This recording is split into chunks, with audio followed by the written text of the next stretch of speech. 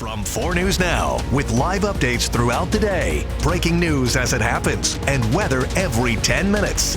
This is KXLY Plus.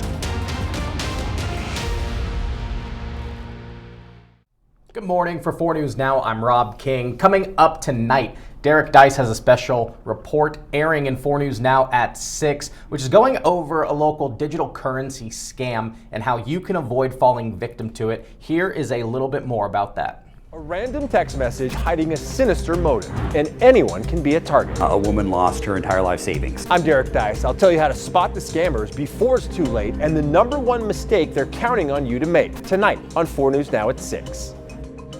And here to talk a little bit more about it, here is Derek Dice. Derek, how did this special come about? What first kind of alerted you to this issue?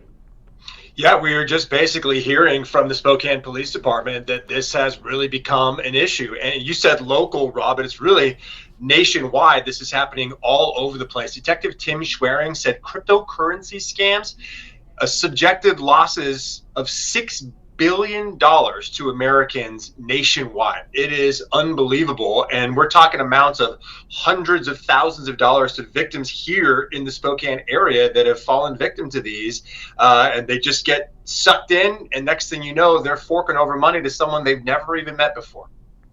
So the cryptocurrency thing is, relatively new. So that means the scam's got to be new. What separates this sort of scam from, what you and I think of scams as, like someone calling you trying to get your credit card number over the phone? I mean, it's real similar, right? So a lot of these things, he says, starts with the way a lot of scams start. Like you get a text message from somebody that you don't know, right? Or an email, saying, I have an Amazon package for you, that it's not actually from Amazon, or you didn't order anything. Maybe it comes on a dating site or Facebook Messenger or something like that. All those scammers are looking for is a response from you. Once they get a response, if you respond to them, even if you're saying, hey, this is the wrong number, they're going to come back with stop in all caps, like is what we're normally taught to do. Exactly, right? Because then they know somebody's on the other end and they are going to try to form a relationship with you and gain your trust. Sometimes, and they're willing to play the long game. So this might go on for weeks, months. Detective Schwering tells me he's had a few that have lasted over a year before they actually try to scam you for money.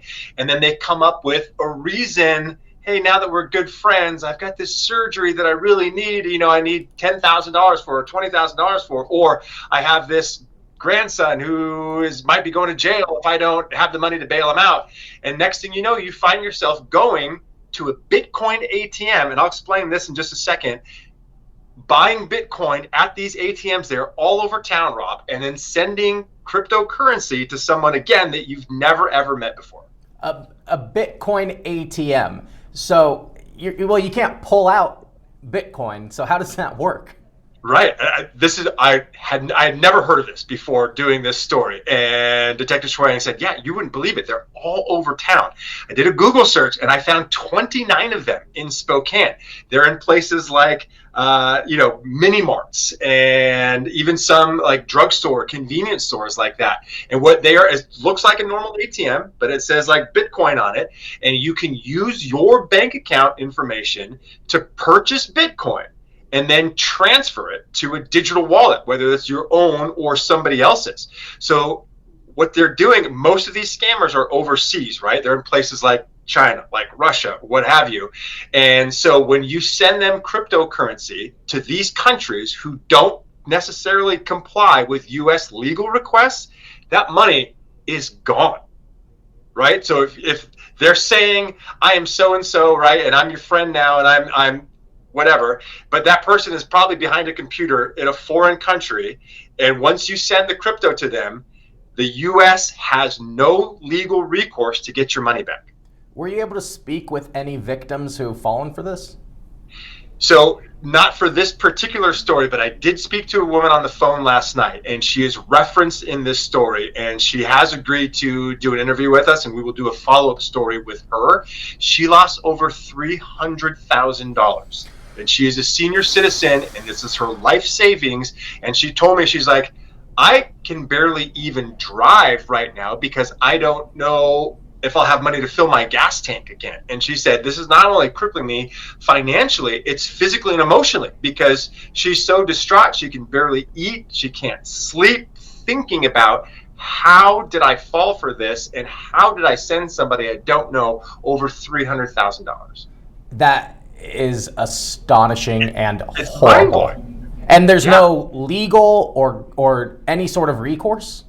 No, again, because they have no diplomatic relations. A lot of these countries where these scammers are based in, that the U.S. a lot of times is like, there's nothing we can do. Detective Schwerin says, as a detective, he can maybe trace to where it goes, and he actually has a chart in these presentations that he does, and that's a lot of what this story is about. These presentations about how he's trying to educate the people about these scams, and he'll show you how once you send that cryptocurrency, it's split in two, and then it's split in two again, and then it's split again, and next thing you know, your money might be in 32 different accounts, right? And it makes it so much harder to trace. So this particular woman who lost over 300 grand, she wants to fight, right? She's like, I can't accept that there's no way you can trace where my money went.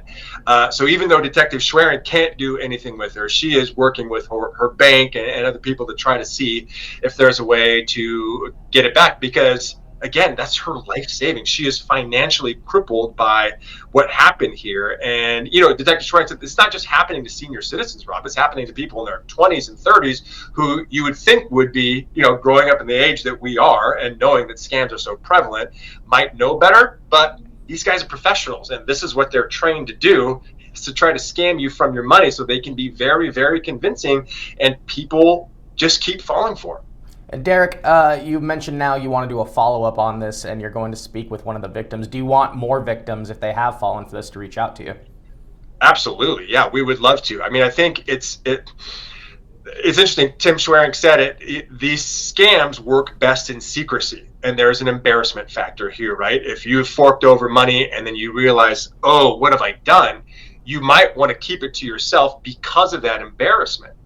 But if you tell people, right, even if you speak to them before you're doing this, somebody's going to say, dude, I don't know, this sounds like a scam to me. I don't think you should do this. Maybe you should call your bank, or maybe you should call the police and say, you heard of anything like this? And they'll tell you, obviously, don't do that. But the more people talk about it, I think the better educated the public can become, to be like, oh my gosh, like this happened to so-and-so, this could happen to me too. And then you're just more aware. All right, Derek, thanks. Is there anything else you want to add? I think that's an important thing for people to know, though. Yeah, no, we'll talk about, like, you know, some of the ways that we mentioned earlier about how they reach out to you in the first place. And then in the story tonight, we'll go over some of the red flags that you should be really on the lookout for to try to avoid falling victim to any of these. Got it. Derek, thanks so much. Appreciate your time. You bet.